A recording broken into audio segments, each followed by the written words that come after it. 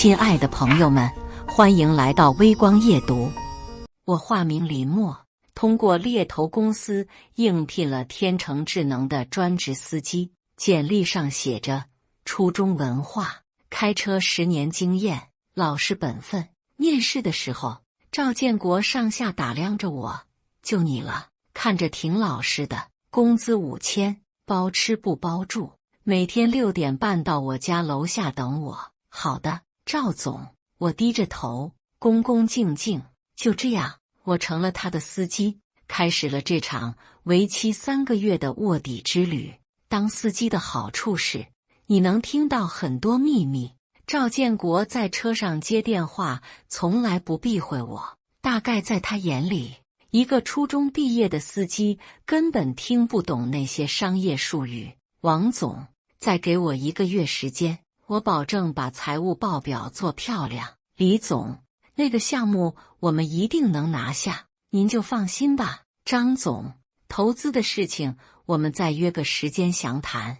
每一通电话，我都能听出他的焦虑和不安，表面上的风光掩盖不住内里的空虚。有一次，我送他去参加一个创业论坛，在后台化妆间，我听见他对着镜子反复练习演讲稿。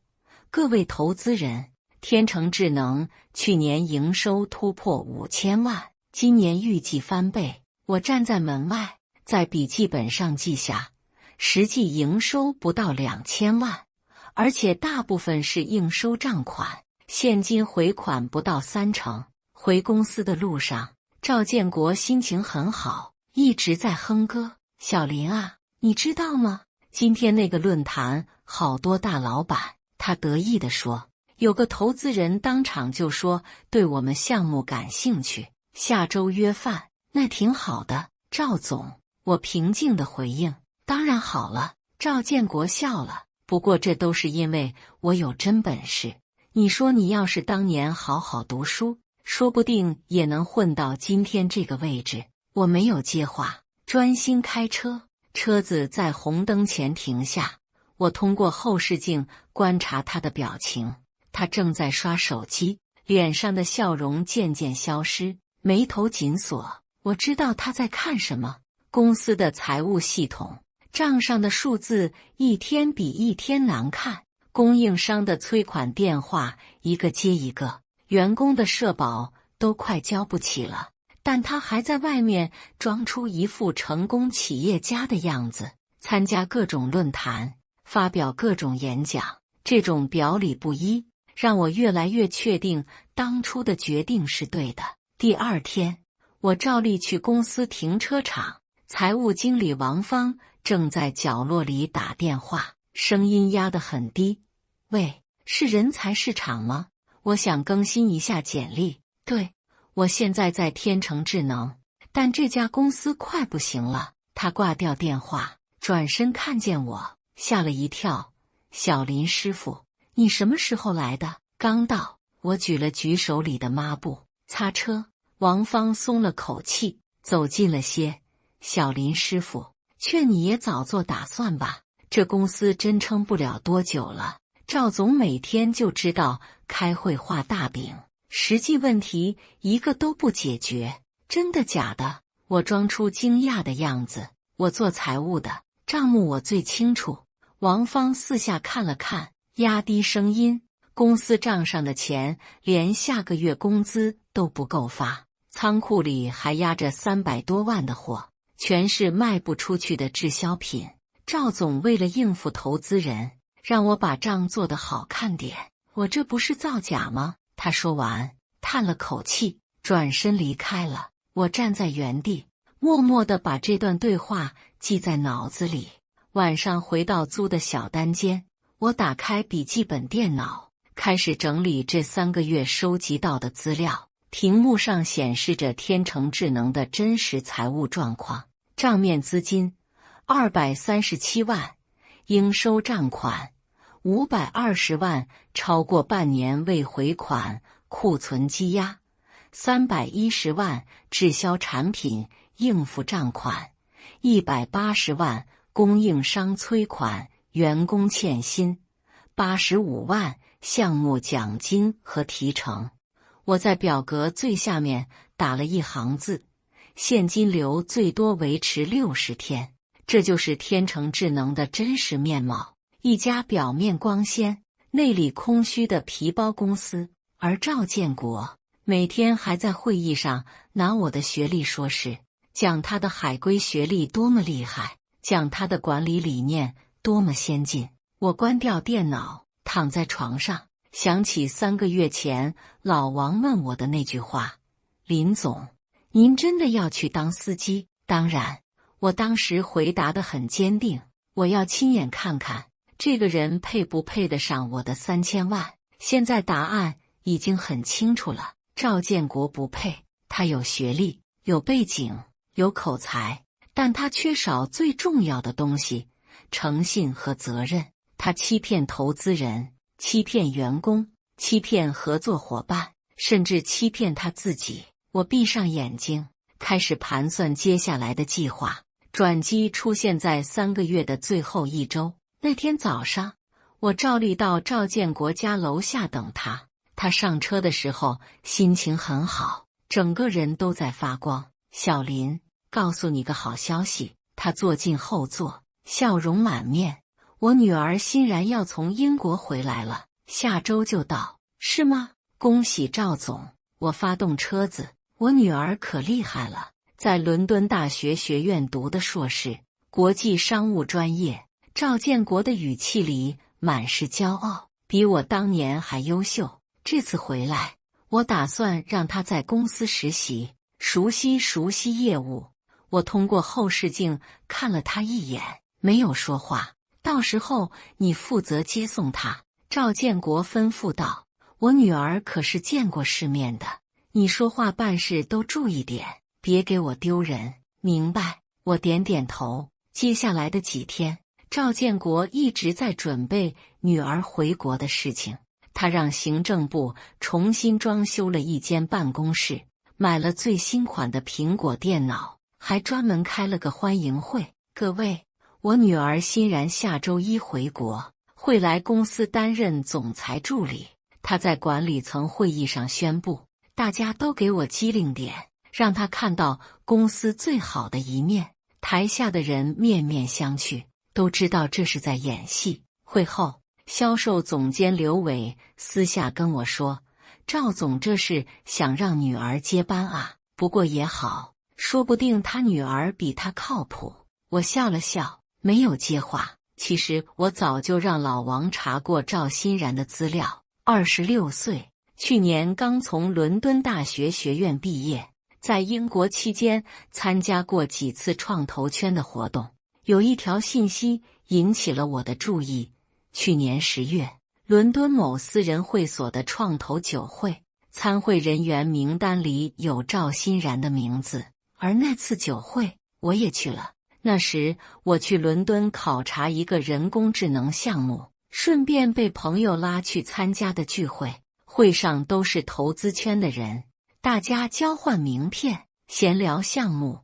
我记得有个年轻的中国女孩，穿着得体，谈吐不凡，主动跟我交换了名片。当时她看到我名片上的头衔，眼睛明显亮了一下，然后很礼貌地说：林总，有机会向您请教。我当时没在意，只是点点头应付了一下。现在想来，那个女孩应该就是赵欣然。如果她还记得我，那这场戏就更有意思了。周5下午，我接到老王的电话：林默，准备好了吗？老王的声音听起来有些激动。赵建国的女儿下周1到，是时候收网了。再等等。我坐在车里，看着公司大楼，让子弹再飞一会儿。你到底想怎么样？老王不解。我要让赵建国在最得意的时候看清楚现实。我点燃一根烟。下周1他女儿回来，他肯定会当众炫耀，就让他炫耀，炫耀的越高，摔得越疼。老王沉默了一会儿，说：行，听你的。不过董事会那边已经等不及了，他们要求尽快处理赵建国的问题。我知道，我吐出一口烟，下周一，就下周一揭晓答案。挂掉电话，我看着手机屏幕上赵欣然的照片，嘴角微微上扬。这个女孩应该还记得我吧？周末2天，赵建国都在准备女儿回国的事，他让我开车带她去商场，买了一大堆礼物。小林啊，你有孩子吗？他在商场里问我。没有，还没结婚。我提着购物袋跟在他后面。那你不懂。赵建国挑选着领带，女儿是父亲的小棉袄。我这个女儿从小就聪明，学习成绩一直第一。你要是当年好好读书，现在说不定也有出息了。我已经习惯了他的说教，只是淡淡的应了一声。我跟你说啊，教育投资是最值的。赵建国继续说，我女儿从小到大，光学费就花了我200多万。但你看，现在她海归硕士毕业，一回国就能进公司当管理层，这就是读书的好处。赵总说的对，我依然是那句万能回答。付完钱，赵建国心满意足地拎着大包小包走出商场。下周一你去机场接我女儿，记住了，早上9点半的飞机，提前1个小时到。明白，我记在心里。周日晚上，我一个人坐在出租屋里，把3个月来记录的所有资料整理成一份详细的报告。这份报告里有公司的真实财务状况，有赵建国的各种决策失误，有员工的不满情绪，还有供应商的催款记录。每一条都有时间、有地点、有证据。整理完之后，我把报告发给了老王，附上一句话：明天见。老王秒回：收到，明天我会带人过去。我关掉电脑，躺在床上，脑子里回放着这3个月的经历：23次当众羞辱，76次被当成反面教材，无数次的冷嘲热讽，但我都忍下来了，因为我知道，真正的反转总是出现在最后。周一早上，我6点就起床了，洗漱完毕，换上那套洗得发白的工作服，开着那辆黑色别克商务车直奔机场。航班显示屏上，从伦敦飞来的航班准点降落。我举着接机牌站在出口处，上面写着赵欣然3个字。人流涌出，各种面孔从我眼前经过。突然，我看见一个穿着米色风衣的年轻女孩走了出来，她戴着墨镜，拉着行李箱，步伐优雅而从容。是她，赵欣然走近了，目光扫过接机牌，然后落在我脸上。她的脚步停住了，就那么停在原地，隔着墨镜，我能感觉到她震惊的目光。3秒钟的沉默，她缓缓摘下墨镜，露出一双惊讶的眼睛，那双眼睛直直地盯着我，眼神复杂的让人难以解读。您是？他的声音有些颤抖。我冲他点点头，声音平静：赵小姐，我是你父亲的司机，来接你回公司。赵欣然张了张嘴，好半天才说出话来：行李，麻烦您了。我接过他的行李箱，转身往停车场走，他跟在我后面，一路上欲言又止。我能感觉到他频繁的目光在我背上打量，充满疑惑和不确定。到了车边，我打开后备箱，放好行李，然后为他拉开后座的车门。请。我做了个请的手势。赵欣然犹豫了一下，坐了进去。我启动车子，驶离机场。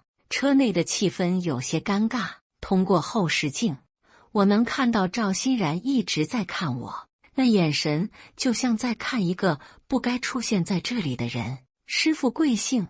他终于开口问。免贵姓林，你叫我小林就行。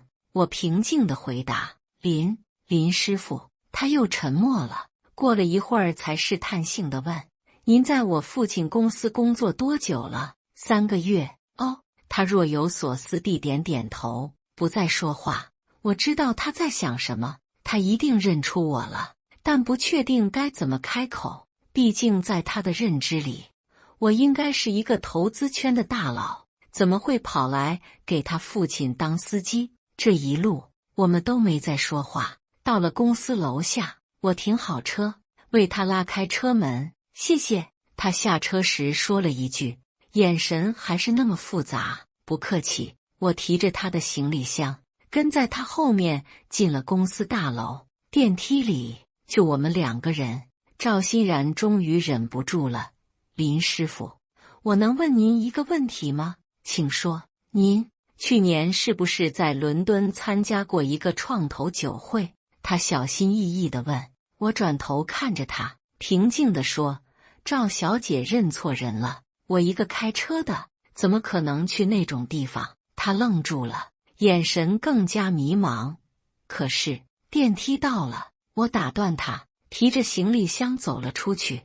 赵欣然站在电梯里，盯着我的背影，眉头紧锁。我知道她不会放弃的，这个女孩很聪明，她一定会想办法确认我的身份。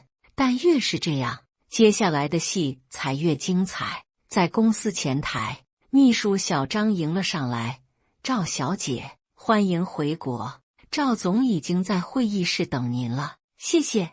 赵欣然勉强笑了笑，目光还在我身上打量。我把行李箱放在前台，转身准备离开。林师傅，赵欣然叫住我，还有事吗？我回过头，他盯着我看了几秒钟，最后摇摇头，没事，谢谢您接机。我点点头，转身离开了。走到楼梯间，我掏出手机，给老王发了条消息，他认出我了。老王秒回，那接下来怎么办？按原计划。我收起手机，嘴角露出一丝笑容。下午2点，公司全体大会，会议室里挤满了人，所有管理层和部门主管都到齐了。我照例站在最后排，手里拿着记录本。赵建国站在投影幕布前，满面春风。今天把大家叫来，是要宣布一件喜事，我女儿赵欣然学成归来，从今天起担任公司总裁助理。她伸手示意，赵欣然站起来，礼貌地朝大家点头致意。掌声响起，虽然不太热烈。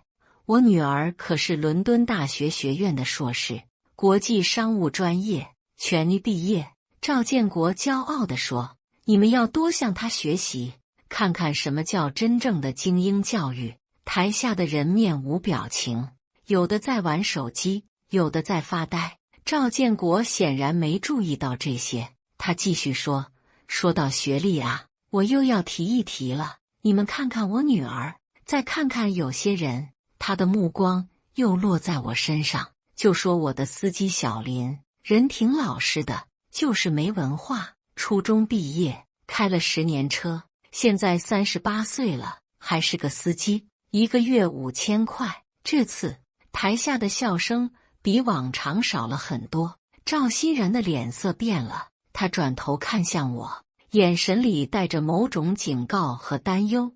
但赵建国还在继续，所以啊，学历真的很重要。我女儿海归硕士，一回国就能进公司当高管。小林呢，38岁还在给人开车，这就是读书和不读书的区别。他说的意气风发，丝毫没注意到女儿越来越难看的脸色。就在这时，会议室的门被推开了，老王走了进来，身后跟着3个穿西装的中年男人。赵建国愣了一下，王总，你怎么来了？赵总，介绍一下。老王微笑着说，这几位是公司股东代表，今天来是要宣布一件重要的事情。赵建国的脸色变了，什么事？我们约的不是下个月吗？计划有变。老王说着，目光转向了我，所有人都顺着他的目光看过来。我站在那里没有动。赵欣然突然站了起来，他的脸色煞白，双手微微颤抖。爸，他的声音很轻，我有话跟你说，等一下。女儿。赵建国挥挥手，看着老王。王总，这到底是怎么回事？老王没有回答他，而是走到我面前，恭敬地说：林总，您辛苦了。全场死寂，所有人都愣住了，目光在我和老王之间来回移动。赵建国更是直接呆住了。什么林总？我放下手里的记录本，抬起头看向赵建国。那一刻，我脸上的卑微和顺从全部消失了，取而代之的是一种平静而强大的气场。赵总，我们该好好谈谈了。我的声音不大，但在寂静的会议室里格外清晰。赵建国瞪大了眼睛，嘴唇颤抖。你到底是谁？容我正式介绍一下。老王走到投影幕布前，打开了 PPT。这位是林默，林总，天成智能公司的第一大股东，持股 30%。3年前，正是林总注资3000万，才救活了濒临破产的天成智能。PPT 上出现了股权结构图，我的名字赫然在列，持股比例 30%， 是公司最大的单一股东。赵建国脸色煞白，整个人都在发抖。不可能，这不可能，没什么不可能的。我缓缓走到前面。3年前你资金链断裂，找遍了所有投资机构，最后是王总介绍你找到我，我投了3000万，占股 30%， 合同上写得清清楚楚。可是你明明是……赵建国指着我，话都说不清楚了。明明是你的司机。我接过他的话，对，3个月前，我化名应聘了你的专职司机，目的只有一个，我要亲眼看看我投的3000万到底交给了一个什么样的人。会议室里一片哗然，销售总监刘伟震惊地看着我，财务经理王芳捂住了嘴，其他人更是窃窃私语。只有赵欣然，他静静地站在那里，眼神复杂地看着我，眼眶微微泛红。这3个月，我看到了很多。我掏出那本记录本，仓库里300万的滞销库存，拖欠的85万员工奖金，还有那些被你篡改过的财务报表。赵建国的脸一阵红一阵白。林总，我可以解释。不必解释了，我打断他，声音平静但不容置疑。更重要的是，我看到了你对待员工的态度，看到了你的虚伪和傲慢。23次，赵总，你当众羞辱我23次，每次都拿我的学历当反面教材。我不知道。赵建国的声音都在颤抖。你不需要知道。我看着他，你只需要知道，从今天起，董事会决定罢免你的董事长职务，公司将由职业经理人接手管理。你持有的股份可以保留，但不再参与任何经营决策。不，赵建国突然激动起来，你不能这样，这是我的公司，这是我们的公司。我纠正他，你只持有 25% 的股份，而我持有 30%。根据公司章程，我有权召开股东大会，罢免不称职的管理层。赵建国瘫坐在椅子上，整个人都垮了。会议室里鸦雀无声。突然，赵欣然走到我面前，他深深地看着我，眼泪在眼眶里打转，但没有流下来。然后，在所有人震惊的注视下，他深深地鞠了一躬。林总，他的声音哽咽，对不起。我看着他，轻轻摇了摇头。你没有做错什么，不需要道歉。可是我爸他咬着嘴唇，你爸做的事跟你无关。我的语气缓和了一些。去年在伦敦的酒会上，我记得你，那时候你很礼貌，很谦逊，跟你父亲完全不一样。赵欣然愣住了，眼泪终于控制不住地流了下来。我转身看向全体员工，各位，公司会继续运营下去，而且会运营得更好。拖欠的工资和奖金3天内全部补发。滞销的产品我会找渠道处理，至于那些不合理的制度，全部废除。会议室里响起了掌声，这次是真心实意的掌声。我看着赵建国，最后说了一句话：赵总，学历确实重要，但比学历更重要的是诚信和能力。你有海归硕士的学历，却做出欺骗投资人、欺骗员工、欺骗合作伙伴的事情。而我虽然不是初中毕业，但如果真的是，那又怎么样？我用10年时间学习商业知识，用实际行动证明自己的价值，这才是最重要的。赵建国低下头，一句话都说不出来。会议结束后，老王拍了拍我的肩膀：林总，接下来打算怎么办？找个靠谱的职业经理人，把公司重新做起来。我说：3000万投出去了，总要收回来。那您呢？老王问。还继续开车吗？我笑了笑，开车挺好的，能看到很多别人看不到的风景。1个星期后，公司新任总经理到位了，是老王从外面请来的职业经理人，曾经操盘过3家创业公司，经验丰富，口碑极好。我以股东身份召开了一次全体员工大会。各位，我叫林默，是公司的第1大股东。我站在台上，语气平和。之前的3个月，我以司机的身份观察了公司的运营情况。现在我要公布几项决定。台下的员工们安静地听着，眼神里充满了期待。第一，所有拖欠的工资和奖金，今天下午全部到账。话音刚落，台下就响起了欢呼声。第二，公司的管理制度重新制定，以后不会再有任何形式的人身攻击和羞辱，我们只看能力，不看学历。掌声更加热烈了。第三，公司会重新梳理产品线，砍掉那些不赚钱的项目，集中资源做好核心业务。我顿了顿，继续说，我知道这段时间大家都很辛苦，跟着一个不靠谱的管理层，既要忍受精神上的折磨，又要面对经济上的压力。但从今天起，一切都会不一样。台下的掌声经久不息。会后，销售总监刘伟找到我：林总，之前在停车场说的那些话，你说的对。我打断他：正因为你们这些一线员工敢说真话，我才能看清问题的真相，继续保持。有什么问题直接提，不用憋着。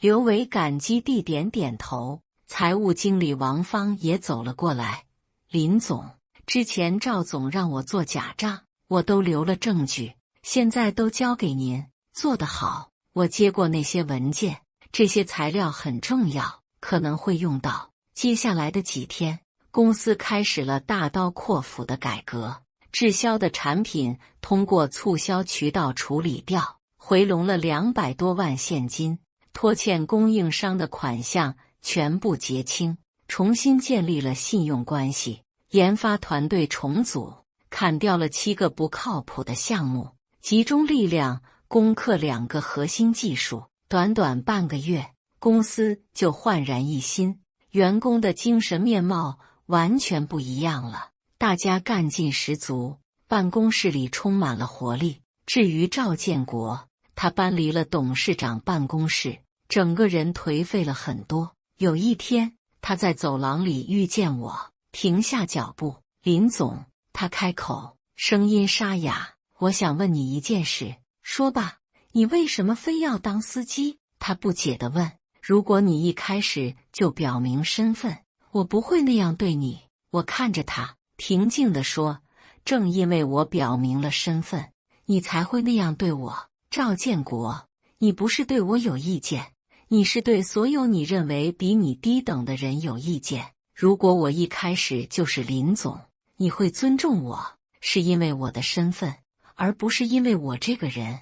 他愣住了，这就是你的问题所在。我继续说，你只看得见学历、头衔、身份，却看不见人本身。一个人值不值得尊重，不是看他的文凭，而是看他的品行和能力。赵建国沉默了很久，最后说了句：“我明白了。”他转身离开，背影落寞。我没有继续看他，转身走向了电梯。电梯里，我遇见了赵欣然。这几天，他一直在公司实习，很少跟我说话，只是远远地看着，眼神复杂。林总，他主动开口了：“我能跟您聊聊吗？”当然。我们来到公司楼下的咖啡厅，我想为我爸道歉。赵欣然捧着咖啡杯，低着头说：“他那些话，那些做法都太过分了，你不需要替他道歉。”我喝了口咖啡，每个人都要为自己的行为负责，可是他毕竟是我爸。他的眼圈红了。我理解你的心情。我看着他，但你要明白，真正的孝顺不是包庇父母的错误，而是帮助他们认识到错误，改正错误。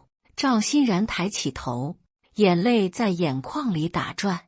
你父亲不是坏人，只是太骄傲了。我继续说，他用学历掩盖自己的无能，用头衔装点自己的虚荣，但这些外在的东西终究会被现实击碎。那您，他犹豫了一下，您为什么还要投资我爸的公司？我笑了笑，我投资的不是你爸，是这个项目。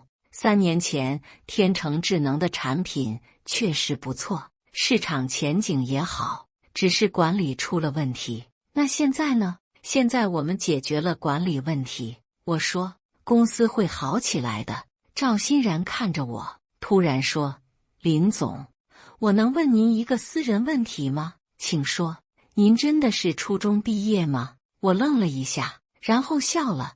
这个问题不重要，重要的是，即使真的是初中毕业，那又怎么样？学历只是一张纸，证明你在某个时间段学过某些知识，但人生是个持续学习的过程，不是拿到一张文凭就结束了。赵欣然若有所思地点点头。我见过很多高学历的人，活得不如初中毕业的人精彩。我继续说，也见过很多没有学历的人，靠着努力和坚持，做出了一番事业。所以啊，不要被学历困住，那只是人生的一个起点，不是终点。谢谢您，林总。赵欣然真诚地说，这段时间我学到了很多。我点点头，没有再说什么。又过了1个月，天成智能的财报出来了，收入同比增长40%，利润扭亏为盈，员工满意度大幅提升。董事会开会那天，所有股东都对新的管理层表示满意。老王笑着对我说：“林总，您这招卧底真是高明，要不是亲眼看到赵建国的做派，我们还真不知道他是怎样的人。做投资最怕的就是看错人。”我说，3000万不是小数目，必须确保投给值得信任的人。那现在您怎么打算？老王问。继续盯着这个项目？不了，我摇摇头，该看的都看到了，该做的也都做了，接下来交给职业经理人就行，我们只负责监督重大决策。那您接下来去哪儿？我想了想，说还有几个项目想看看，可能还要换几个身份。老王哈哈大笑，林总，您这爱好可真特别。没办法，我也笑了，只有深入一线，才能看到最真实的情况。坐在办公室里看报表，永远不知道公司到底是什么样子。那天晚上，我开着车离开了公司，路过那个熟悉的停车位，想起3个月来每天早上在这里等赵建国的日子，当时的屈辱，当时的忍耐，当时的观察，如今看来都值得。我没有因为被羞辱而愤怒，没有因为被轻视而反击，我只是默默的记录。冷静地分析，然后在合适的时机揭开真相。这就是我做投资的方式，不急不躁，不喜不悲，用时间换真相，用观察验人心。车子驶上高架桥，城市的夜景在眼前展开。手机响了，是老王发来的消息：林总，新项目资料发您邮箱了，是一家做新能源的公司，老板人挺实在的。我回复：好，明天看。然后又加了一句：这次不当司机了，当个保安试试。老王发了个大笑的表情。我放下手机，专心开车。窗外霓虹闪烁，人来人往，每个人都在自己的人生轨道上奔跑。有人追逐学历，有人追逐财富，有人追逐名声，而我只想做一个清醒的旁观者，用自己的方式看清这个世界。红灯亮了，车子停下，我看着后视镜里自己的脸，笑了笑。38岁，依然年轻，人生还长，还有很多故事等着去经历。绿灯亮起，我踩下油门，驶向下一个目的地。车载收音机里传来新闻：本市天成智能家居公司完成管理层重组，业绩逆势上扬，成为行业黑马。我关掉收音机，打开了车窗，夜风吹进来，带着这座城市特有的气息。有人说，生活就像开车，你永远不知道下个路口会遇见什么，但只要方向盘握在自己手里，就不怕走错路，因为每一条路都是通往未来的路。我踩着油门，消失在夜色中。这座城市，这个故事暂时告一段落，但新的城市，新的故事已经在前方等着我了。感谢大家的观看，本期故事精彩吗？欢迎大家在下方评论区吐槽。如果你喜欢这类故事，记得点击订阅微光夜读，并分享给更多的人，这会对我帮助很大。再次感谢大家的观看。